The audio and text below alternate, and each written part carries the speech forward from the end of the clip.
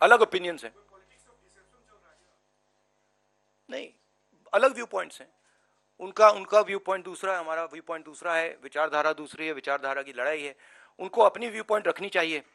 जैसे मैंने कहा, अगर वो अपनी व्यू पॉइंट बदल जाएं, बदल दें, तो हमारे लिए प्रॉब्लम हो जाएगी, क्योंकि हम अपने व्यू पॉइंट को अच्छी तरह नहीं समझ पाएंगे। तो वो जो उनको जो लगता है वो करना चाहिए, वो करना चाहिए, और हमें जो करना है हम करेंगे। डाइकोटोमी कोई नहीं, ये बहुत पुरानी लड़ाई है। ये भी बात मुझे समझ आई है। ये एक्चुअली अगर आप मुझे पूछो क्या चेंज है, मैं आपको बताता हूं कि ये मुझे समझ आ गया कि ये बहुत पुरानी लड़ाई है और ये राजनीतिक लड़ाई नहीं है। ये मुझे समझ आ गया। जयेंद्र एबीपी से। राहुल जी, मैं फिर से आपको 2024 के सवाल पर ले जाना चाहता हूं। आपने कहा कि अखिलेश जी को, मायावती जी को भी मोहब्बत का हिंदुस्तान चाहिए, लेकिन अभी अखिलेश जी ने कहा था कि कांग्रेस और बीजेपी एक जैसे हैं। सवाल मैं ये पूरा करना चाहता हूं कि एक तो इस पर आपकी क्या प्रतिक्रिया है, और दूसरी बात ये कि आपने कहा कि बीजेपी के खिलाफ एक सवाल प्लीज, नहीं एक सवाल प्लीज। आपने पूछ लिया ना सवाल, सवाल का जवाब दीजिए। एक सवाल प्लीज।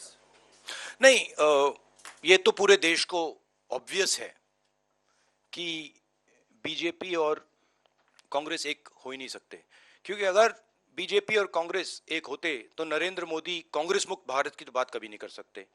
मतलब हो ही नहीं सकता कि अगर बीजेपी के नेता कह रहे हैं कांग्रेस मुक्त करो, इसका मतलब वो कह रहे हैं कि बीजेपी को भी मुक्त कर, बीजेपी इसको भी मिटा दो। वो तो नहीं कह रहे हैं। तो ये तो पूरा देश जानता है कि कांग्रेस और बीजेपी आइडियोलॉजिकली बिल्कुल अपोज्ड हैं, और ये पुरानी लड़ाई है, पुरानी विचारधारा की लड़ाई है। बट अखिलेश जी की भी जगह है, और उनको ये ऑप्शन, मतलब बोलने का ऑप्शन मिलना चाहिए, और उनका पर्सपेक्टिव है वो उनके लिए ठीक है। हमारा पर्सपेक्टिव है कि हमारी लड़ाई बीजेपी के साथ है, विचारधारा की लड़ाई है, पुरानी लड़ाई है, और इसको हम जीतेंगे। No supplementary please. नहीं, एक बात मैं कहना चाहता हूं, देखिए, एक बात जरूरी है कि ये आइडिया अब ये टैक्टिकल पॉलिटिकल फाइट नहीं रही।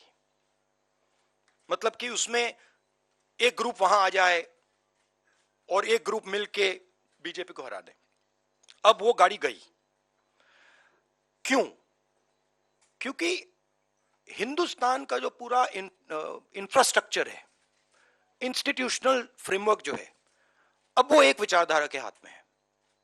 ठीक है? और अब वो हिंदुस्तान की पॉलिटिकल स्पेस को पूरी तरह से डोमिनेट कर रहे हैं। अब उनको हराने के लिए एक विचारधारा की जरूरत होगी। और मैं ऑपोजिशन की बहुत रिस्पेक्ट करता हूं, और ऑपोजिशन के लोग मुझे बहुत अच्छे लगते हैं, और मगर मैं ये कहना चाहता हूं कि अगर आप समाजवादी पार्टी को देखें तो उनके पास एक नेशनल विचारधारा नहीं है।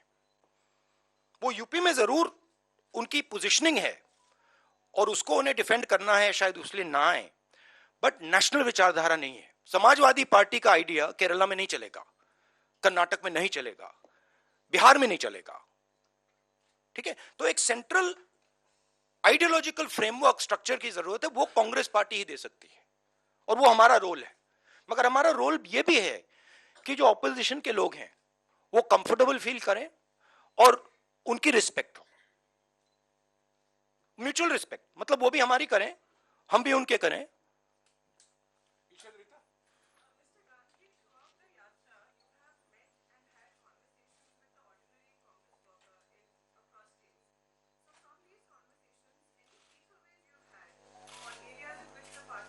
Yeah. My main takeaway is that there is nothing known as an ordinary Congress worker. There really isn't. In fact, there's nothing known as an ordinary person. I don't like these type of qualifiers. There's nothing known as an ordinary person. Everybody is unique. Every Congress worker is unique. Every person has a unique way of looking at the world, and it's important that they're treated like that. So, every single one of them, every conversation, I learn something from, you know. Times now से रंजीता। राहुल, मेरा सवाल इस पर है कि 2024 के चुनाव को लेकर अलग-अलग बातें कही जा रही है।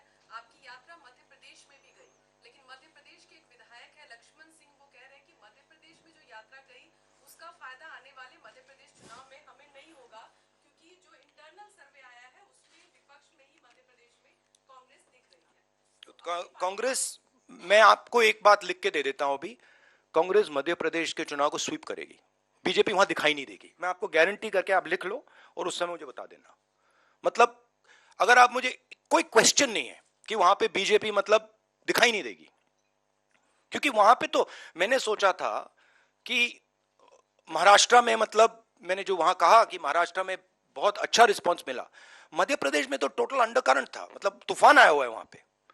मध्य प्रदेश में हर व्यक्ति जानता है कि बीजेपी ने सरकार को चोरी करके पैसा देके बनाया है, तो पूरा पूरा प्रदेश गुस्से में है। आप ऐसे करिए, लक्ष्मण सिंह जी से बैट कर लीजिए, शर्त लगा लीजिए, बड़ी शर्त लगाइए, फायदा हो जाएगा आपका।